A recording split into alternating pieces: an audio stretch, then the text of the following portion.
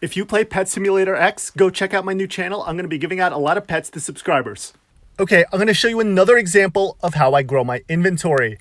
In a previous video, I traded my Shadow Dragon for a Neon Parrot, a Frost Dragon, a Flyride Parrot, and a Neon Guardian Lion. I then took the Neon Parrot, the Frost Dragon, and the Neon Guardian Lion and traded it back for a Shadow Dragon. So I got my Shadow Dragon back and I made a profit of a Flyride Parrot.